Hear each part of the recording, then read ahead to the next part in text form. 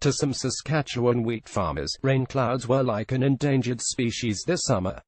But with harvest well underway, some of them may be shocked by what's grown out of bone-dry soil. Some of our newer varieties like AAC Brandon, we've heard yields of upwards of 80 to 90 bushels per acre on dry land, said wheat breeder Richard Cuthbert, referring to a type of spring wheat. Around Swift Current, which has been one of the driest areas of the province, the variety may have produced yields as high as 50 bushels per acre, according to anecdotal evidence, Cuthbert said.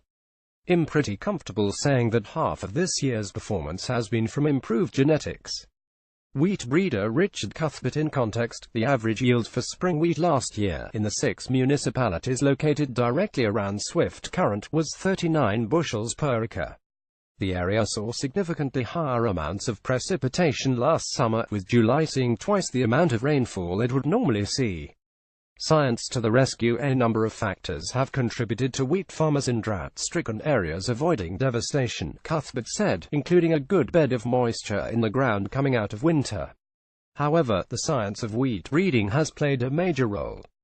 I'm pretty comfortable saying that half of this year's performance has been from improved genetics, he said. There is no fancy approaches used to breed today's impressive wheat varieties, he said, noting that no genetically modified organisms are used in the process.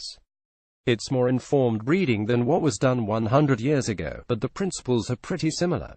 He and a team of more than 20 people in Swift Current carry out research and breed new varieties of wheat.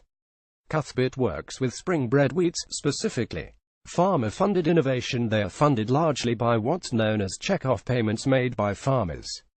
Each time a farmer sells a quantity of the harvest, a small portion of the proceeds go toward crop research. The program is voluntary, Cuthbert said, as farmers who do not support it can apply to have the money returned to them. Most producers have seen the value, Cuthbert noted. The producer funding really started in the 90s, and that's what allowed a lot of the gains to be made, he said, noting that the program is a partnership between producers, the federal government and universities. Wheat breeding is somewhat of a long game, the researcher said. The crosses I'm making this winter won't be realized in a variety by farmers until 2030.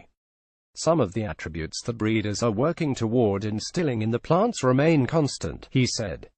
Others change with time. We need to anticipate what's going to happen 10 to 12 years from now and be working on that.